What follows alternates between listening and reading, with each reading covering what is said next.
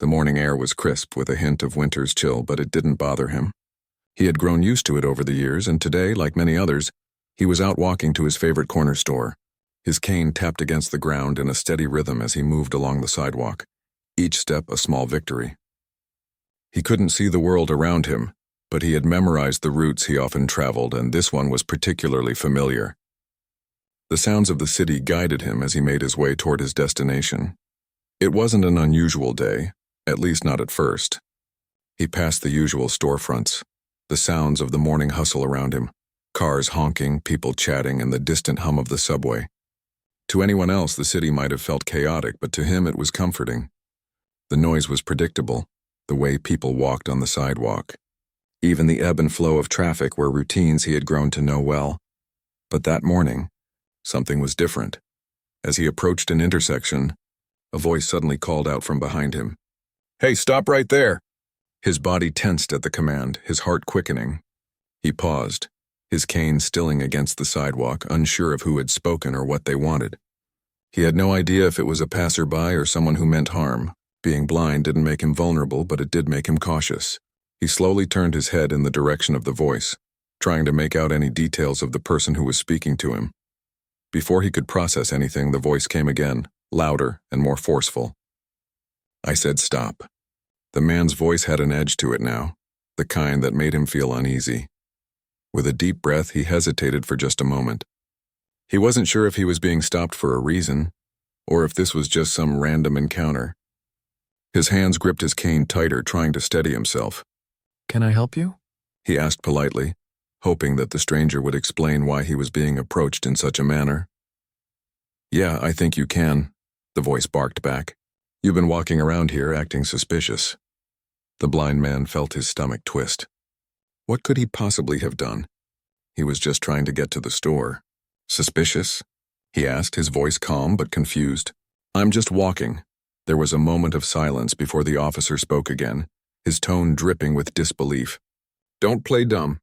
I know what I saw." The officer now standing in front of him was clearly agitated. He hadn't introduced himself, nor had he given any explanation as to why he had approached him. But that didn't seem to matter. The officer's voice grew louder, accusing as though he had already made up his mind about the blind man. The man, trying to make sense of the situation, explained again. "I'm blind. I can't see. I'm just walking to the store. I'm not doing anything wrong." His voice remained steady, though the unease started to build. The officer didn't seem to care. His expression, now visible, showed nothing but irritation, mixed with an unsettling sense of superiority. "Yeah, right. Don't think I don't know what's going on here. You think you can just walk around acting suspicious and I won't notice?" The officer took a step closer, his eyes narrowing as he glared at the blind man. It was at that moment that the blind man felt the shift. He was a victim of something bigger than just a misunderstanding. It was clear now that the officer wasn't listening to him. His eyes, if they had looked, would have revealed that the officer had already made his judgment. The blind man was just another target. He could feel his body tensing. His pulse quickened. This wasn't just about being stopped. This was about something deeper, something cruel. He didn't know why, but it felt like the officer saw him as less human, less deserving of respect. It was the coldness in the officer's voice that made it clear this wasn't just about his blindness. It was about something more sinister. The officer was treating him as though he were guilty of something, despite having done nothing wrong. Trying to defuse the situation, the blind man took a step back, raising his hands in a peaceful gesture. "I'm sorry, I don't know what you mean. I'm just trying to get to the store. If you'd like to check my bag or ask me anything, I'll cooperate. I'm not a threat." His tone was respectful, though inside he felt the growing fear that comes from being wrongly accused. But the officer didn't hear him. He stepped forward again, much too close now. The officer's words came faster, louder, more forceful. "You're not fooling me. You've been walking around here long enough, and I don't like the look of you. You think I won't take you in for this?" The blind man tried to take another step back, but he was already up against the wall of a nearby building. His cane clattered to the ground, his hand shaking slightly as he fumbled to pick it up again. The officer raised his voice again, this time his words turning into insults. "You think you can just walk around here like you own the place? You're nothing but a troublemaker." The words cut deep, but the blind man didn't say anything back. He had learned that sometimes silence could speak louder than words. Then it happened. Something he had never imagined. The officer's hand shot out and pushed him harshly. It wasn't a gentle nudge or an attempt to guide him out of the way. It was a forceful shove that sent the blind man stumbling backward, crashing to the cold ground. His cane clattered away from him out of reach. Pain shot through his body as he tried to steady himself, his hands scraping against the concrete. He had been knocked down before, but never like this. The officer didn't apologize. Instead, he stood there glaring down at him as though it were his right to treat him this way. The crowd had started to form around them, murmuring and pulling out their phones. Some of them were too afraid to do anything. Others, unsure of what to do, just watched. No one stepped forward. The blind man lay there trying to collect himself, his body trembling. His heart pounded in his chest and he couldn't shake the feeling that he was being punished for simply existing in a world that didn't seem to care about him. But no one moved to help. No one stepped in.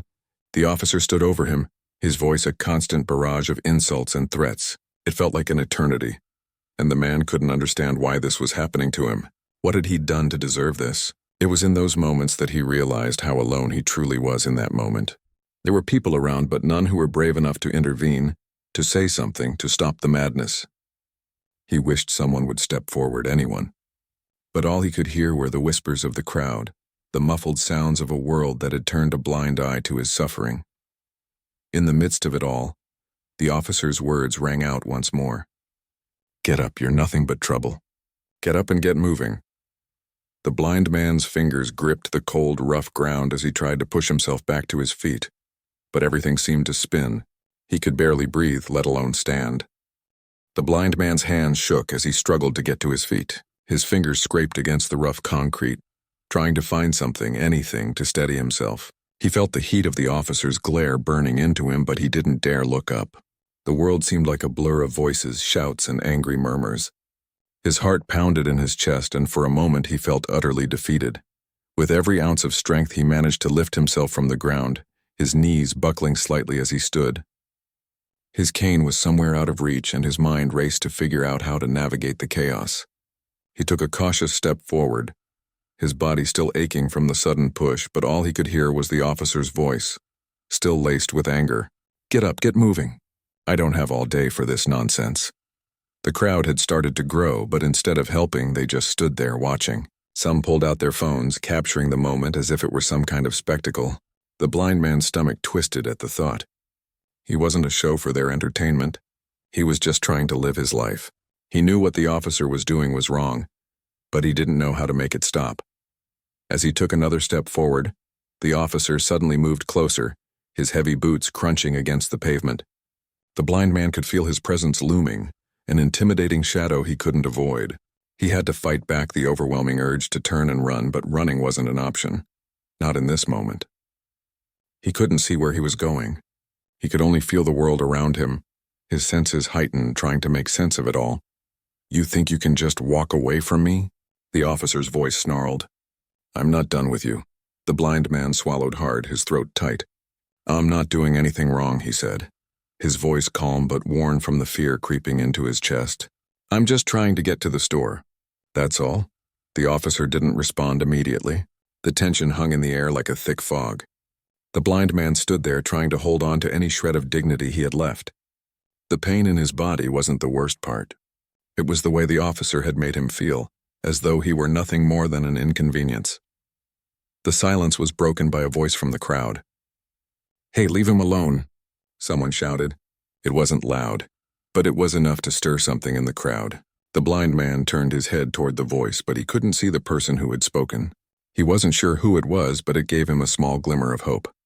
Someone cared. The officer looked toward the person who had spoken, his expression hardening. "Mind your business," he snapped, his hand resting on his belt. "This doesn't concern you." But the voice from the crowd persisted. "It does concern me." "You're hurting him!" The officer turned back to the blind man, his eyes narrowing. "This guy thinks he can just walk around and not answer for his actions?" "I don't think so." He reached out again, this time grabbing the blind man's arm roughly, as though to pull him closer. The blind man flinched, but before he could react, a new voice cut through the tension. "Hey, enough. The words were firm, filled with authority, and they rang out like a bell in the middle of the chaos. Everyone froze.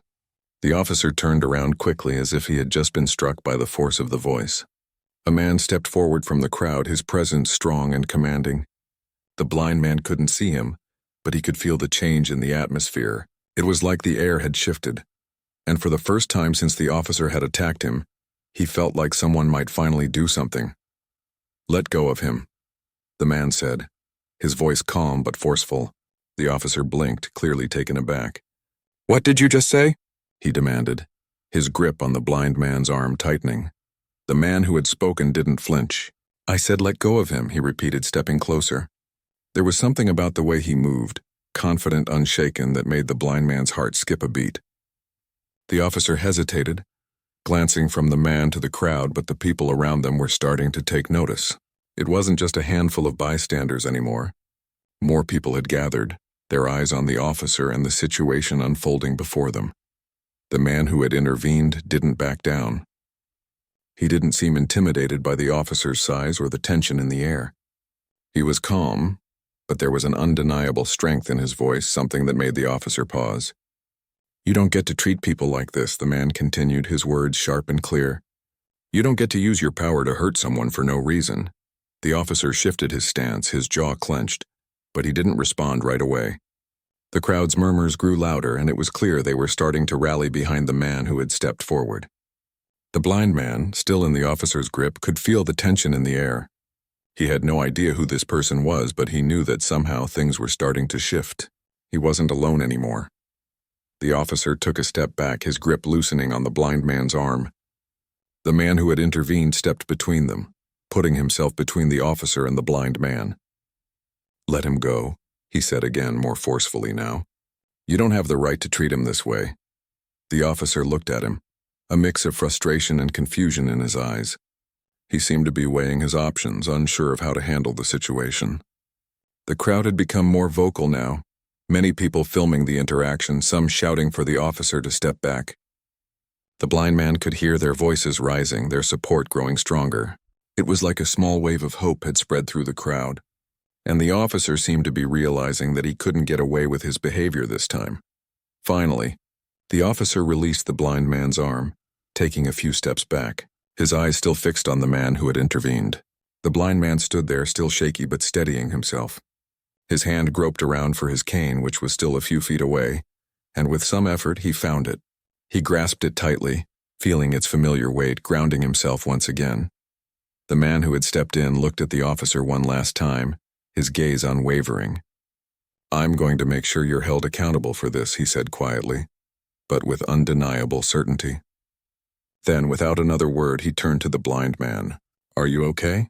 he asked, his voice soft yet filled with concern. The blind man nodded, though he wasn't sure if it was true.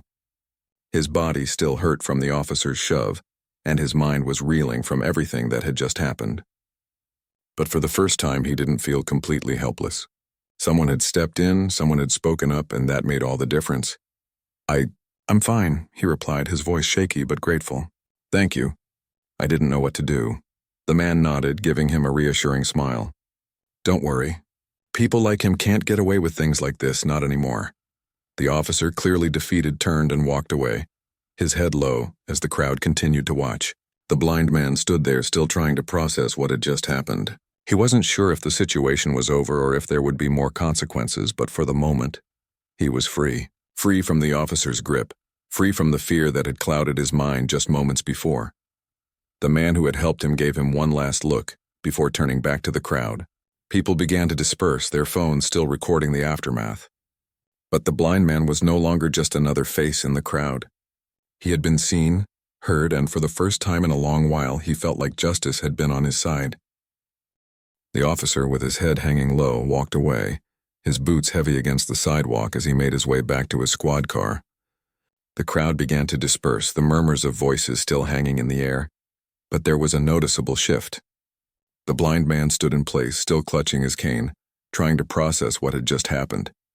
His body still felt the ache from the shove, but his mind was racing, trying to understand everything that had unfolded in the past few minutes. He wasn't sure how long he stood there, frozen, but the sound of someone approaching pulled him out of his thoughts. The man who had stepped in to help him earlier was walking toward him again. This time his expression was softer, less stern, but still filled with the same quiet strength. He stopped in front of the blind man, looking him over with a concerned gaze. "You okay?" the man asked, his voice gentle but firm. The blind man took a deep breath, trying to calm the unease that still lingered in his chest. I think so," he replied, his voice shaky. "I didn't expect all that. I don't know what to say." "There's nothing to say," the man said quietly. "You didn't deserve any of that." The blind man nodded, though it was hard to believe the man's words. He hadn't asked for any of it. All he wanted was to walk to the store like he did every day. But instead he found himself being shoved to the ground, humiliated, and treated like a criminal. It wasn't just about what had happened physically. It was the way the officer had made him feel. The words, the actions, the way his very presence had been treated like an offense. It stung.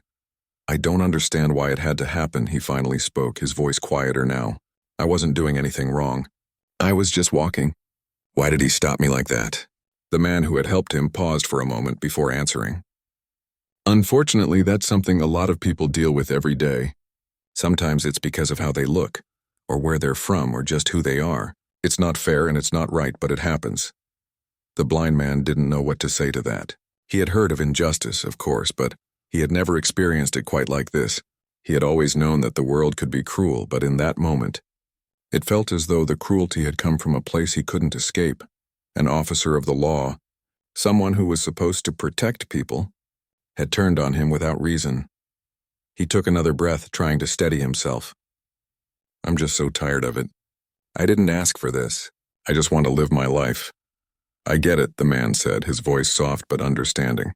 "You didn't do anything wrong, and you shouldn't have to explain that to anyone. Sometimes people forget that we all deserve to be treated with respect. You just got caught in the middle of someone's bad judgment." For a moment, the blind man didn't speak. The words didn't make the situation better, but they did bring some comfort. He wasn't alone in this. Someone had seen him. Someone had stepped up when it mattered. That meant something. The man's eyes softened as he looked at the blind man, his gaze lingering. "Are you going to be all right?" he asked. "I think so," the blind man replied, though he wasn't sure. His head still felt a bit dizzy, and his body was sore from the fall. But there was something different now, something that gave him a sense of hope. He hadn't just been a bystander in his own life. Someone had made a difference, and maybe, just maybe, that could change everything. The man nodded, his expression reassuring. "You're strong. I can tell. Don't let this define you." The blind man gave a small smile, feeling a weight lift from his chest. "Thank you. I don't know how I would have handled it without you." The man gave a slight shrug, as if the help had been something anyone would do. "It's nothing. Just doing what's right." But the blind man knew it was more than that. It wasn't just about what the man had done, it was about who he was. He hadn't just watched from the sidelines. He had taken action. In a world where people often stood by, too afraid or too indifferent to step in, this man had stood tall.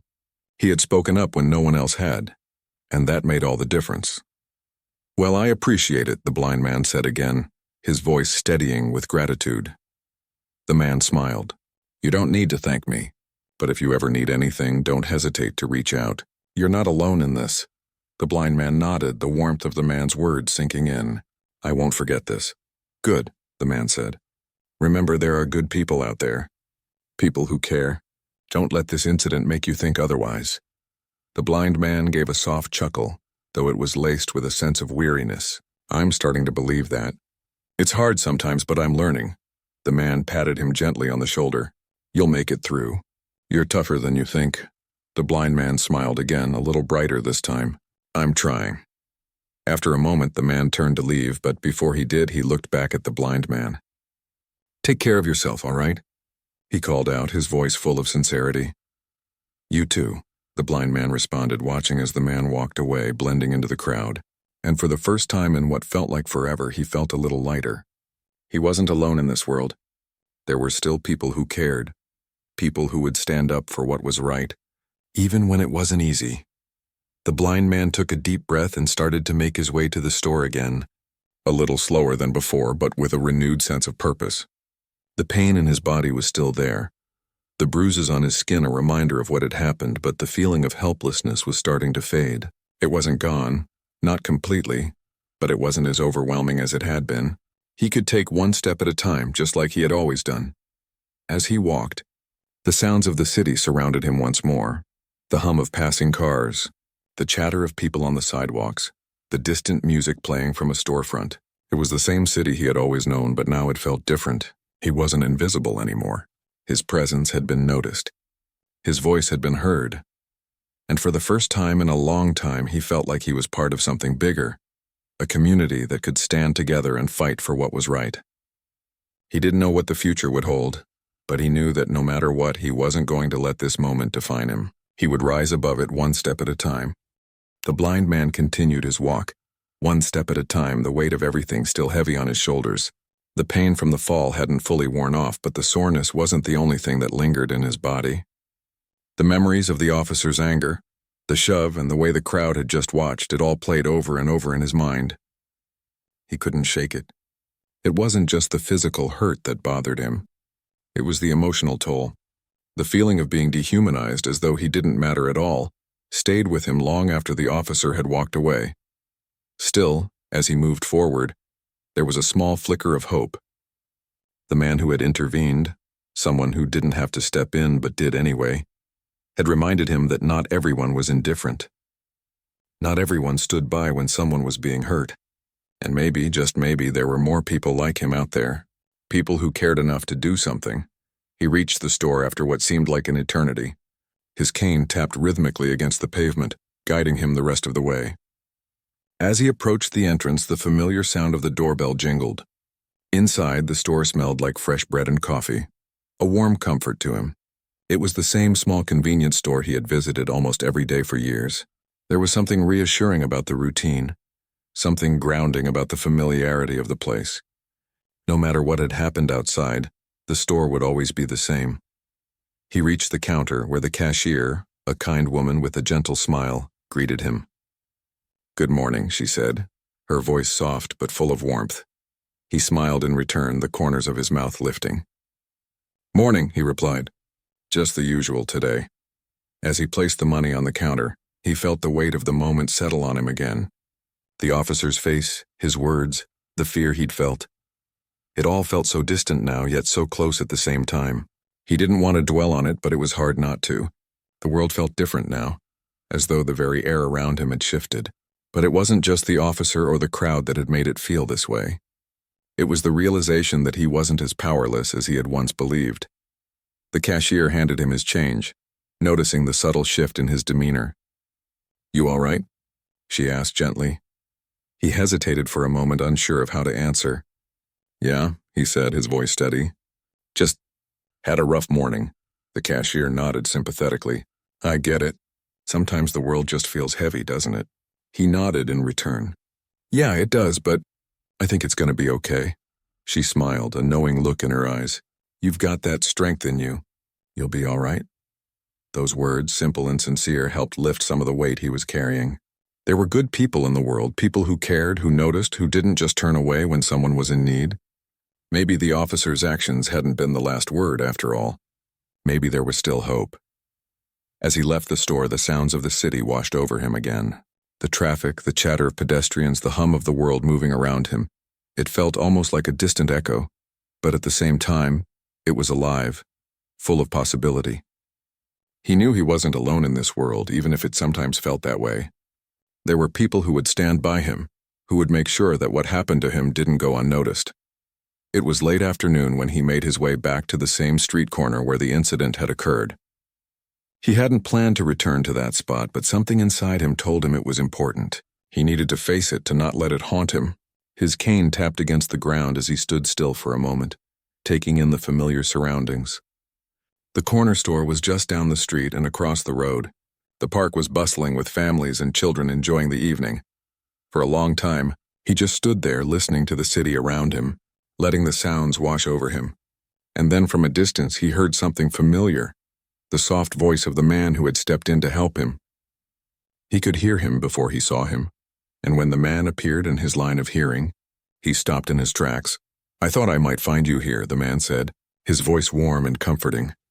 The blind man turned toward the sound of his voice. "You always know where to find me, don't you?" The man chuckled softly. "I guess you could say I've got a good sense of direction," he replied. There was a brief pause before he continued, his tone turning more serious. "How are you doing?" The blind man sighed, feeling the weight of everything from earlier that day settle over him again. "I'm okay, I guess. It's just a lot to process. I don't know why it happened, why he treated me that way." The man stepped closer, his footsteps deliberate and slow, as if he wanted to make sure the blind man knew he was there. "Some people don't see the world the way we do," he said softly. "It's not right, but it's the reality of the world sometimes.